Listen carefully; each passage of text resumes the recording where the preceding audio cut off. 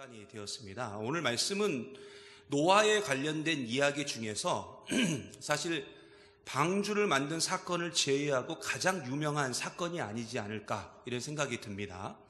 어떻게 보면은 죄송합니다. 오랜만에 노래를 했더니 어떻게 보면 노아 입장에서는 참 지워버리고 싶은 역사, 이걸 요즘에 우리가 세자로 흑역사라고 그러잖아요. 흑역사. 그러니까 노아 입장에서는 굉장히 흑역사에 관계된 그런 내용이죠. 그리고 오늘 말씀은 교회에서 많은 목사님들이나 또는 교회학교 교사 선생님들이 그 금주에 대해서 술 먹지 말라라고 가르칠 때에 많이 사용되는 또 예화이기도 합니다. 여러분, 술에 취하면 우리가 흔히 동물에 비유하기가 좀 그렇지만 요즘은 그 동물에 자꾸 비유하면 또 동물보호협회에서 자꾸 말을 했다니까요. 근데 어쨌든 우리가 흔히 쓰는 말이지만 술에 취하면 다 뭐가 된다 그래요? 개가 된다 이러지 않습니까? 개가 된다. 근데 요즘은 개만도 못하다 그러니 참. 아무튼 술에 취하면 개가 된다고 의인이었던 노아 역시 술에 취하게 되고요. 그로 인해서 이 술주정을 하게 되죠. 저는 여러분 아시다시피 저는 술을 마시지 않기 때문에 제가 이렇게 이제 술을 마실 수밖에 없는 모임들이 있어요. 예를 들어 제 친구들 모임 이런 게 있어요. 믿지 않는 친구들 모임이 있다 보면 또 안 갈 수가 없고 그래서 아주 가끔씩은 한 번씩 갑니다. 예의상. 근데 거기에 가 보면은 이 친구들이 술을 이렇게 마시면서 결국 취하다 보면 이 친구들이 독특한 행동 등을 해요. 이걸 우리가 술주정이라 그러죠. 그 술주정하는 친구들을 저는 이제 유심히 볼 수 있죠. 왜냐하면 저는 콜라를 마셨기 때문에 전혀 취해 있지 않으니까 잘 볼 수 있어요. 근데 제 친구 중에 좀 독특한 그 술주정을 하는 친구들이 두 친구가 있어요. 한 친구는 뭐냐면은 술만 취하면 이 친구를 꼭 뽀뽀를 해요. 뽀뽀를. 그냥 주변 사람들. 그래서 이 친구 주변에 꼭 앉지 않으려고 해요. 왜냐면은 그냥 남자고 여자고 그냥 아는 사람이고 모르는 사람이고 술만 취했다 하면 그렇게 뽀뽀를 해요. 또 한 친구는 뭐냐면은 이 술만 취하면 꼭 전봇대랑 씨름을 해요. 전봇대랑. 그것도 얼마나 열심히 씨름을 하는지. 그 두 친구가 참 항상 기억에 남는데요. 근데 오늘 말씀에 술에 취한 노아는 어떤 술주정을 했죠? 이 성경에 보니까요. 그죠? 옷을 홀라당 다 벗었어요. 옷을 홀라당. 근데 제가 이렇게 인터넷을 검색해서 그런 술주정도 있나 봤더니 그런 게 있더라고요. 이렇게 술이 취하면 옷을 벗는 사람들이 있대요. 근데 이렇게 옷을 다 벗었어요. 그래가지고 완전히 벌거벗은 채 오늘 말씀해 보니까 자기의 장막 안에서, 우리로 따지면은 자기 방 안에서, 안방에서 이제 잠에 취해서 자고 있었던 거죠. 근데 이 광경을 오늘 말씀해 보니까 처음에 누가 보게 됩니까? 함이 봅니다. 함은 노아의 둘째 아들 아닙니까? 여러분, 홍수 심판 이후에 노아가 농사를 시작했고요. 이 포도나무를 심었습니다. 그리고 그 결과물로 포도주를 마셨어요. 근데 포도주라는 게 말 그대로 술이기 때문에 취해가지고 이 노아가 완전히 벌거벗은 채 잠이 들게 되었습니다. 근데 그때 둘째 아들인 함이 그 장면을 보게 돼요. 그리고 자신의 형제인 셈과 야벳에게 그걸 알려줍니다. 왜 알려줬는지는 아직 잘 모르겠지만 아무튼 알려줘요. 사실 우리는 이 오늘 말씀만 보면은 함이 사실 이 일로 인해 가지고 엄청난 저주를 받지 않습니까? 엄청난 저주를 받게 되는데 과연 함이 그런 엄청난 저주를 받을 만큼 큰 잘못을 했을까? 하는 질문을 던져보면서 오늘 말씀을 보면은 좀 우리가 고개가 갸우뚱해져요. 함이 그렇게 큰 잘못한 것 같지 않은데 하는 생각이 들죠. 왜냐하면 우리가 상식적으로 생각해 보았을 때 지금 함의 잘못보다 누구의 잘못이 더 큰 것처럼 보여요. 그죠? 노아의 잘못이 더 큰 것처럼 보이기 때문에 함이 엄청난 저주를 받는 모습을 보면서 함의 입장에서는 굉장히 억울할 수 있어요. 아니, 아버지가 더 큰 잘못했는데 왜 저주는 내가 받아? 이렇게 생각할 수 있죠. 그렇다면 함은 왜 이렇게 엄청난 저주를 받게 되었을까요? 자기 형제의 종의 종이 되는 이런 말도 안 되는 일이 왜 벌어졌냐 이거죠. 아버지의 벌거벗은 몸을 봤다는 것이 그렇게 큰 잘못이면 아버지와 목욕탕에 가는 아들들은 전부 함과 같이 저주를 받아야 되잖아요. 그죠? 근데 여러분 오늘 말씀 22절과 23절 한번 보겠습니다. 22절, 23절 같이 한번 볼게요. 같이 봅니다. 시작. 가나안의 아버지 함이 그의 아버지의 하체를 보고 밖으로 나가서 그의 두 형제에게 알림해 셈과 야벳이 옷을 가져다가 자기들의 어깨에 메고 뒷걸음쳐 들어가서 그들의 아버지의 하체를 덮었으며 그들이 얼굴을 돌이키고 그들의 아버지의 하체를 보지 아니하였더라. 여러분, 이 말씀을 보면은 함과 그의 형제들의 결정적인 차이점이 있죠. 제가 이제 여기 소제목에도 넣어놨지만은 뭐예요? 함은 봤죠.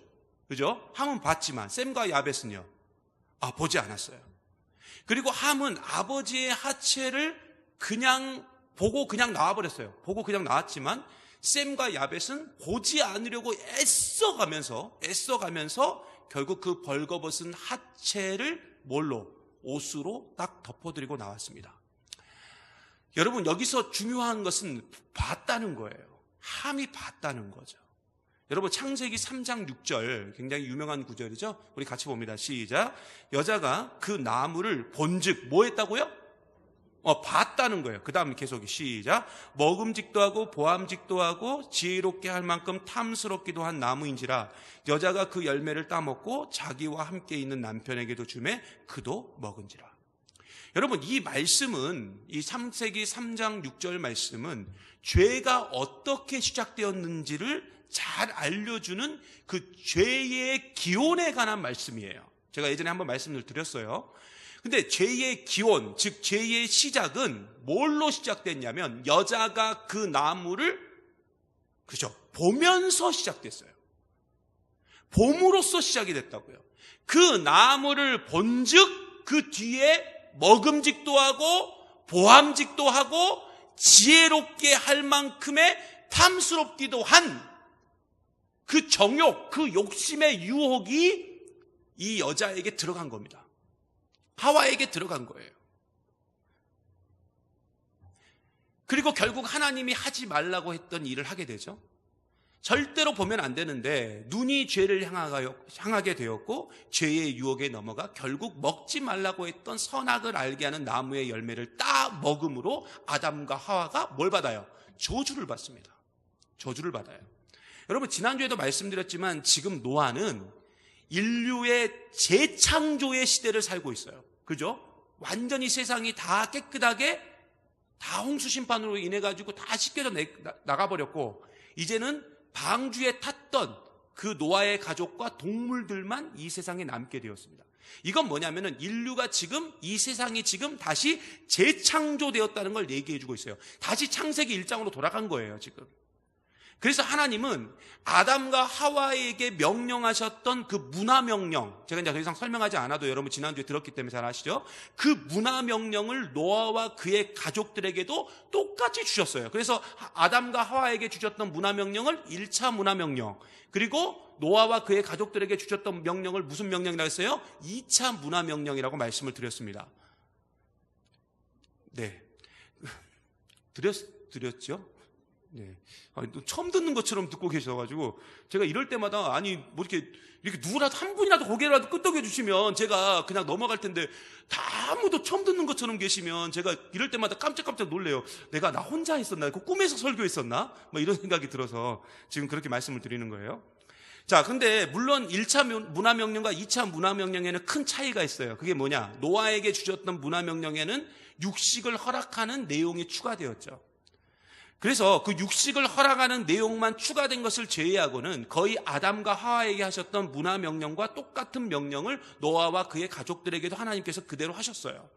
그렇다면 노아와 그의 가족들은 아담과 하와와 같이 똑같은 상황에 지금 놓이게 된 겁니다. 똑같은 상황에. 더 쉽게 말하면 지난주에도 말씀드렸듯이 노아는 둘째 아담이 된 거예요.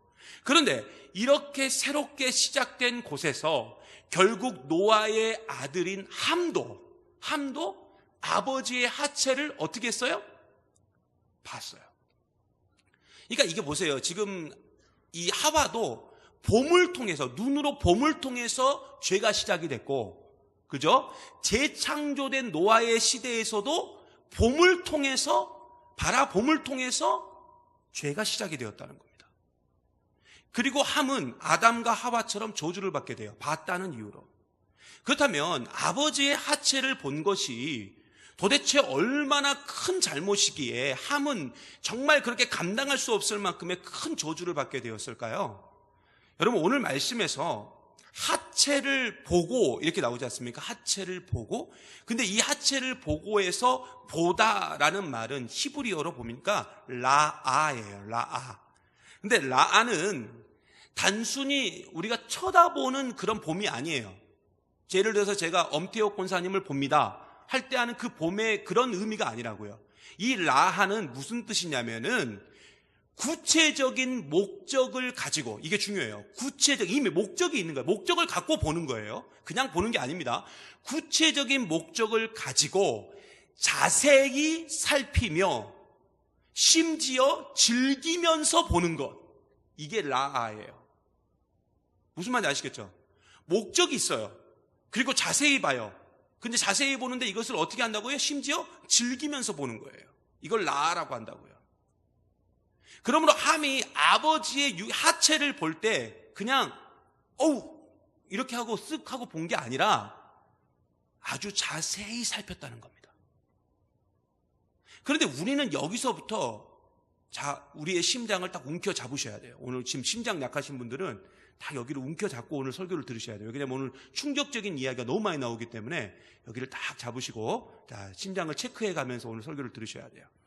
자, 오늘 얼마나 심각하고 얼마나 추잡한 일이 함에게 있었는지를 우리가 오늘 말씀을 통해서 우리가 함께 봐야 되기 때문에 여러분 지금 마음에 각오를 하고 오늘 말씀을 우리가 함께 살펴보겠습니다. 자, 보세요. 오늘 말씀에 보면은 노아는 지금 어떤 상태로 있었어요? 그죠? 벌거벗고 있었어요. 벌거벗고 있었습니다. 근데 여러분, 이스라엘 사람들이 벌거벗었다 이렇게 표현하는 것은 결국 이걸 돌려 말하는 거예요. 이 성경에 보면은 이 돌려 말하는 게 되게 많아요. 돌려 말하는 게. 그래서 그 원뜻을 조금 잘 알아야 돼요. 예를 들어서 사사기에 보면 이런 게 나오거든요. 발을 가렸다 이렇게 나오거든요. 발을 가렸다. 근데 이 발을 가렸다는 무슨 뜻이냐면 똥 쌌다 그 말이에요. 똥 쌌다. 그것을 발을 가렸다 이렇게 나와요. 왜 그러냐면 우리가 이 이스라엘 사람도 옷이 치마처럼 돼 있잖아요. 그걸 하려면 어떻게 해야 돼요? 이게 밑으로 이렇게 내려오다 보니까 자연스럽게 발을 가리게 돼요. 그래서 이걸 똥 쌌다는 표현을 그대로 쓰기가 좀 그러니까 발을 가렸다 하고 이렇게 말을 돌리거든요. 근데 이 벌거벗었다라는 말도 단순히 옷을 입지 않았다는 게 아니라 이건 뭘 말하냐면은 부부 관계를 말합니다. 부부 성관계. 이걸 말해요. 그러니까 오늘 말씀에 노아가 지금 벌거벗고 있었다는 것은 노아와 노아의 그 아내가 술에 취한 다음에 부부 관계를 했다는 거예요. 그러므로 함이 본 하체는 단순히 아버지의 하체만 본 게 아니라 누구의 하체도 보게 된 거예요. 어머니의 하체도 보게 된 거예요. 여러분 레위기 18장 6절에서부터 8절까지 한번 보겠습니다. 레위기 18장 6절에서 8절 같이 봅니다. 시작. 각 사람은 자기의 살부치를 가까이하여 그의 하체를 범하지 말라. 이게 무슨 말이냐면은 근친상간하지 말라는 거예요. 그리고 이어서 갑니다. 시작. 나는 여호와이니라. 내 어머니의 하체는 곧 내 아버지의 하체이니 너는 범하지 말라. 그는 내 어머니인즉 너는 그의 하체를 범하지 말지니라. 너는 내 아버지의 아내의 하체를 범하지 말라. 이는 내 아버지의 하체니라. 잘 보세요. 이 말이 지금 굉장히 어렵게 나오지만 결론은 뭐냐면은 아버지의 하체는 결국 누구의 하체라는 거예요? 어머니의 하체라는 거예요. 그러면 함이 지금 오늘 말씀 가운데 함축적으로 그냥 아버지의 하체를 봤다 이렇게 나오지만 결국 이 말은 어머니의 하체도 같이 봤다라는 그 말까지 포함되어 있다는 겁니다. 그런데 조금 전에도 제가 말씀드렸듯이 그 라아라는 단어 자체가 그 보다라는 말의 의미가 그냥 본 것을 말하지 않는다 그랬죠? 구체적인 목적을 가지고 자세히 살피면서 그것도 즐기면서 그걸 봤다는 거예요. 뭘 봤다는 거예요 지금? 함이 아버지의 하체, 어머니의 하체를. 그래서 많은 신학자들은 이 부분을 해석을 할 때 결국 함이 여러분 여기서부터 심장을 움켜 잡아야 돼요. 함이 어머니의 하체를 범한 거예요. 그러니까 근친상간을 한 겁니다. 취해 있는 어머니 그리고 심지어 아버지의 하체까지도 범하는 변태적 성행위를 지금 함이 했어요. 그렇게 많은 성서학자들은 그렇게 지금 이걸 해석하고 있습니다. 그리고 이 사실을 자신의 형제들인 누구에게 셈과 야벳에게 가서 말하면서 그냥 말했겠어요? 아니에요. 너희도 지금 가서 빨리 하라는 거예요. 마치 하와가 선악을 알게 하는 열매를 딱 따먹고 난 다음에 자기만 먹고 끝낸 게 아니라 이것을 누구에게까지? 아담에게까지 갖다 주면서 너도 먹어 이렇게 말한 것처럼 이 함이 셈과 야벳에게 가가지고 너희들도 똑같이 그렇게 해 라고 유혹을 한 거예요. 그러나 셈과 야벳은 그 유혹에 넘어갑니까? 넘어가지 않습니까? 넘어가지 않아요. 오히려 아버지의 하체를 옷으로 덮어드리고 어머니의 하체도 옷으로 덮어드리고 나옵니다. 물론 이런 해석이 목사님 너무 과하지 않습니까? 라고 생각할 수 있는데 라라는 단어 속에 이미 이 모든 내용이 다 포함되어 있는 거예요. 그리고 예수님도 분명히 마음의 음욕을 품는 자마다 이미 간음하였다라고 말씀하셨듯이 구체적인 목적을 가지고 자세히 살피면서 즐기면서 아버지와 어머니의 하체를 본 함은 이미 어떤 사람인 거예요? 간음한 자였고 하나님의 법을 어긴 자였습니다. 노아와 그의 아내의 부부관계는 오늘 말씀에도 분명히 나와 있지만 하나님께서 너희는 생육하고 번성하고 땅에 충만하라 이렇게 말씀하셨잖아요. 그 명령을 지금 노아의 아내는 그대로 지킨 거예요. 여러분, 부부관계는 아름다운 거잖아요. 이건 성스러운 거예요. 거룩한 겁니다, 부부관계는. 근데 그 아름다운 관계였는데 그 아름다운 관계 속에 누가 지금 개입하고 있는 거예요? 함이 지금 개입해서 어머니의 하체를 범하고 심지어 아버지의 하체까지 범하는 그 행동을 한 겁니다. 그래서 하나님의 순리를 어기는 행동이었기 때문에 결국 그는 큰 저주를 받은 거예요. 그러니까 우리는 오늘 말씀을 단편적으로 보면서 왜 함이 이렇게 저주를 받았지? 노아가 저주를 안 받고? 노아 이거 완전히 웃긴 사람이네. 자기가 잘못해놓고서 왜 아들을 저주를 주지? 이렇게 생각할 수 있는데 그게 아니라는 거예요. 그런데 오늘 말씀 24절과 25절 한번 보겠습니다. 24절, 25절 같이 봅니다. 시작. 노아가 술이 깨어 그의 작은 아들이 자기에게 행한 일을 알고 이에 이르되 가나안은 저주를 받아 그의 형제의 종들의 종이 되기를 원하노라 하고. 여러분 생각해 보세요. 지금 죄는 누가 지었죠? 함이 지었죠. 근데 저주는 누가 받아요? 가나안이 받아요. 근데 가나안은 그럼 누구냐? 함의 아들이거든요.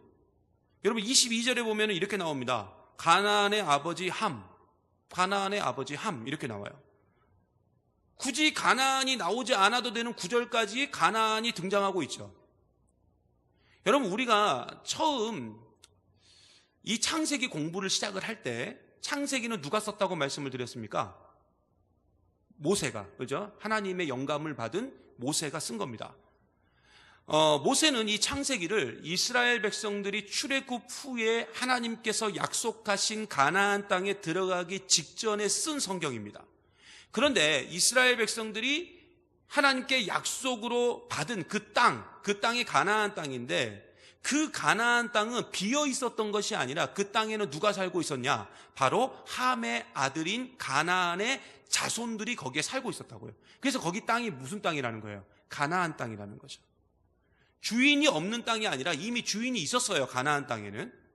그리고 이곳에는 오랜 시간 동안 악하고 더러운 죄악으로 가득한 상태로 놓여 있었습니다. 이 가나안 땅에 대표적인 우상이 있었는데 그 우상이 부부예요, 부부. 신도 부부가 있어요. 그 부부신이 있었는데 어떤 신이 있었냐면 바알과 아세라라는 신이 있었습니다. 성경에 보면 자주 등장해요. 근데 이 바알하고 아세라는 부부입니다, 부부. 우상인데. 거짓 신인데 이 바알과 아세라는 부부예요. 근데 이 바알과 아세라라는 우상을 가나안 땅에 사는 사람들이 전부 섬기면서 그렇게 지내고 있었는데 바알과 아세라라는 그 우상의 가장 큰 특징이 뭐냐면은 성적 타락이었어요. 바알과 아세라는 여러분 아까도 말씀드렸죠, 부부입니다. 그리고 바알과 아세라가 부부이기 때문에 결국 성관계를 하겠죠. 그 성관계를 맺으면 그의 농사가 너무 잘 되는 거예요. 그러니까 바알과 아세라가 성관계를 많이 가지면 가질수록 농사가 잘 된다. 이 풍년이 온다. 이렇게 이 가나안 사람들은 믿고 있었어요.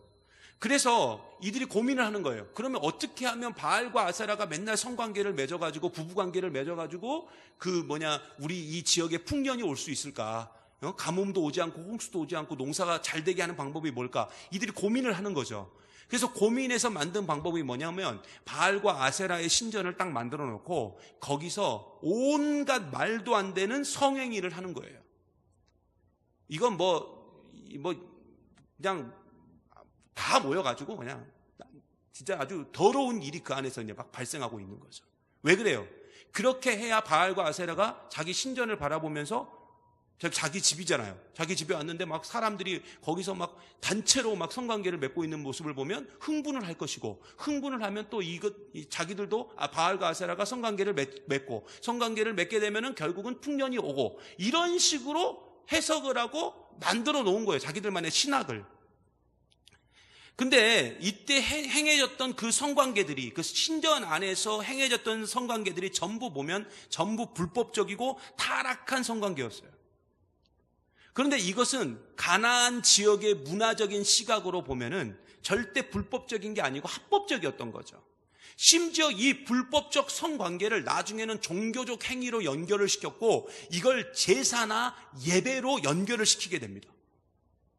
그런데 이러한 행위가 단순히 한 번에 시작된 게 아니라 바로 함이라는 그들의 조상 때부터 시작된 그들의 가치관이었고, 그 가치관이 계속 전달돼서 심지어 모세와 여호수아 시대까지 이어지게 된 거예요. 쉽게 말하면 죄가 어떻게 된 거예요? 답습된 거예요. 아버지가 한 것을 아들이 본 거예요. 또 이 사람이 아버지가 되면 그 아들이 또 그걸 본 거예요. 그러면서 계속 그걸 따라 하다 보니까 지금 이 바알과 아세라라는 우상까지 만들어 놓고 이 말도 안 되는 일들이 지금 벌어지고 있었던 겁니다. 가나안 땅 안에서.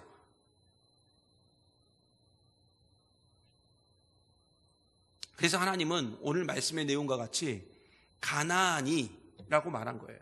가나안이 형제들의 종이 되고 이젠 정복돼야 될 대상이라는 것을 분명하게 말씀하고 계셔요.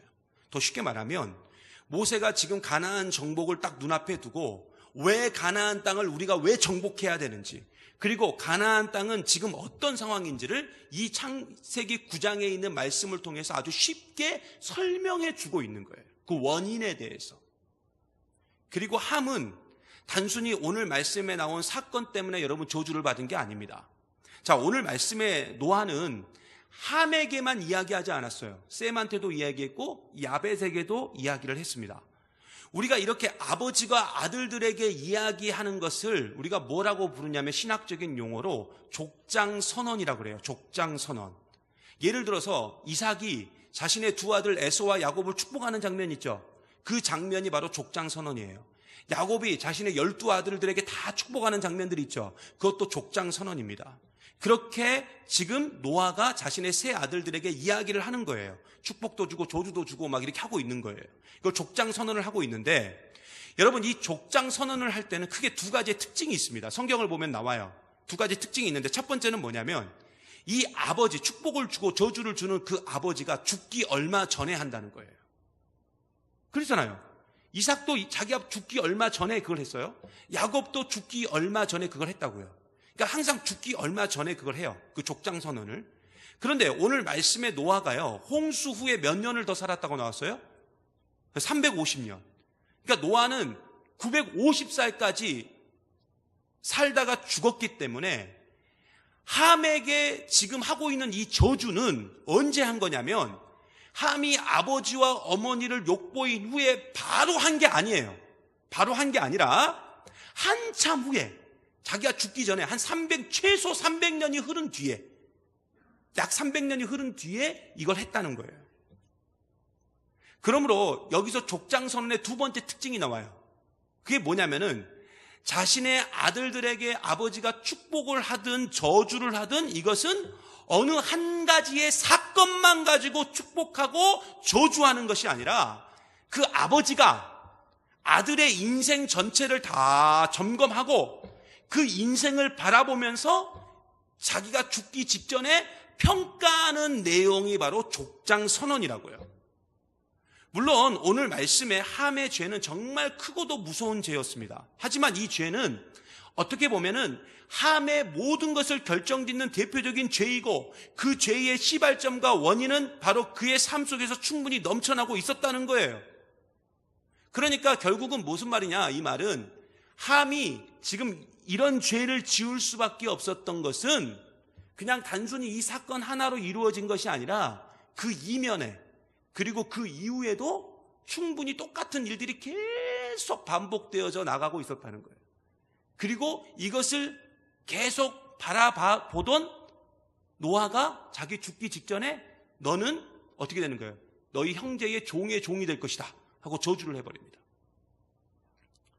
여러분, 이건요 교회에서도 마찬가지예요. 교회, 자 보세요. 교회에 문제가 딱 터졌을 때, 교회에 어떤 문제가 딱 터졌을 때 우리는 어느 한순간의 이유로, 어떤 한순간의 사건으로 교회에 어떤 문제가 생겼다고, 터졌다고 생각을 하게 됩니다. 그런데 여러분, 그렇게 생각하시면 안 돼요. 이건 심각한 생각의 오류이고 착각입니다. 여러분, 교회의 문제는요 반드시 오랫동안 우리 교회 안에 축적되어 있었던 것이 문제로 빵 하고 터진 것이지 어느 한순간의 사건으로 갑자기 발생한 게 아니에요. 그런데 우리는 자꾸 어떤 한순간의 사건에만 집중을 해요. 그리고 그 사건만 해결이 되면 모든 문제는 다 해결될 것이다. 우리 교회의 모든 문제는 다 해결될 것이다 라고 생각합니다. 근데 절대로 이렇게 해서 문제 해결되지 않아요. 문제 해결은 반드시 원인을 찾아야 돼요. 원인을 찾아야 쉽게 해결할 수 있다고요. 그러므로 우리는 마치 가나안이 자신의 아버지 함을 답습하듯 우리도 모르게 계속 우리 안에서 답습하고 있는, 나도 모르게 답습하고 있는 죄가 뭔지를 빨리 좀 찾고 그걸 좀 끊어낼 줄 알아야 돼요. 이건 교회, 내 가정, 직장, 어떤 곳이든지 다 마찬가지예요. 그렇지 않으면 우리가 그 한 가지의 문제를 딱 해결한다 할지라도 얼마 지나지 못해서 또 다른 문제가 빵 하고 터지는 거예요. 왜요? 원인은 그대로 남아있으니까. 결국 가나안은 그걸 끊어내지를 못했어요. 그래서 저주를 받게 되는데 자신의 형제의 종의 종이 되는 말도 안 되는 일이 일어나게 됩니다. 우리는 성경에 나오는 가나안 땅을 자꾸 천국으로 묘사할 때가 있습니다. 하지만 가나안 땅은 여러분 천국이 아니죠. 왜냐하면 천국은 싸울 필요가 없잖아요. 그래서 이스라엘 민족은 가나안 땅에 들어가자마자 전쟁을 합니다. 천국이 아니니까. 그리고 그 전쟁에서는 누가 맨 앞에 앞장섰어요? 여호수아. 그죠? 여호수아가 맨 앞에 섰습니다. 여호수아는 예수님의 모형이거든요. 그래서 여러분 여호수아, 그다음에 호세아, 여호수아의 또 다른 이름이 호세아니까요. 호세아, 그다음에 예수, 이 세 이름은 다 똑같아요. 이름의 뜻이 다 뭐예요? 구원이에요. 구원자라는 뜻을 갖고 있어요. 결국 여러분 가나안은 이 세상을 말합니다. 이 세상은 어떤 세상이에요? 함의 문화를 갖고 있는, 타락한 죄의 문화가 있는 곳이 바로 가나안 땅, 그리고 이 세상이죠. 그러므로 우리는 이 불법적인 가치관과 지금 이 세상 속에 살아가면서 매일 싸워야 됩니다. 그리고 정복해야 돼요. 대장 되신 예수님을 뒤따라가면서 죄와 싸워서 우리는 이겨야 된다고요. 세상의 가치관이 아니라 성경적 가치관을 답습하면서 예수님처럼 살면서 이 세상을 정복해야 될 줄 믿습니다. 사실 우리는 함과 같은 존재였습니다. 이건 부정할 수 없는 사실이에요. 그리고 우리는 가나안 같은 존재였습니다. 하지만 예수님에 의해서 우리가 어떻게 됐어요? 정복당했잖아요. 정복당했고 그래서 우리가 구원을 얻게 되었습니다. 그리고 하나님의 종이 되었어요. 그러므로 여러분 정복은 나쁜 게 아닙니다. 오늘 말씀 27절에 보면 이렇게 증거하고 있습니다. 하나님이 야벳을 창대하게 하사 셈의 장막에 거하게 하시고 가나안은 그의 종이 되게 하시기를 원하노라 하였더라. 여러분 셈의 장막은 뭘 말하냐면 예수님을 말합니다. 셈을 통해서 아브라함이 태어났죠? 아브라함을 통해서 누가 이 세상에 오셨어요? 예수님이 이 세상에 오셨어요. 그러므로 여러분 셈의 장막 안에 있을 때 진정한 행복이 있고 평안이 있고 구원을 우리가 얻을 수 있다는 것입니다. 그러므로 우리는 예전에 우리와 같이 그 함의 자리에 있던 사람들을 전부 어디로 인도해야 되는 거예요? 셈의 장막으로 인도를 해야 돼요. 대장 되신 예수님 뒤를 따라가면서 함과 가나안의 불법적인 가치관에 있는 이 세상을 정복하면서 셈의 장막, 즉 예수님 안에 많은 죽어가는 사람들을 거하게 함으로 베네시트 엘로힘, 예수 외에는 방법이 없다라고 그들에게 고백할 수 있도록 만드는 사명이 누구에게 있느냐? 바로 저와 여러분에게 있는 줄 믿습니다. 여러분 말씀 마실까 합니다. 모든 유혹은 봄을 통해서 나와요. 그러므로 우리의 눈과 우리의 시선이 그리고 우리의 가치관이 항상 어디에 있어야 되냐면 이 성경에 있어야 돼요. 하나님 말씀과 예수님께 우리의 눈이 가 있을 때 우리는 셈과 야벳과 같이 유혹에 넘어가지 않게 될 줄 믿습니다. 물론 지금 우리는 가나안이라는 세상적 가치관 속에서 우리가 살아가고 있어요. 그러나 이 가나안은 우리가 따라가고 추구해야 될 곳이 아니라 어떤 곳이냐? 정복해야 될 곳입니다. 대장 되신 예수님 뒤따라가면서 정복해야 될 대상이라고요. 그러므로 우리가 해야 될 일은 뭐밖에 없을까요? 우리 대장 되신 예수님만 의지하고 끝까지 예수님 뜻대로 살아감으로 이 세상을 하나님의 나라로 변화시켜 나가는 저와 여러분 되시기를 간절히 소망합니다. 여러분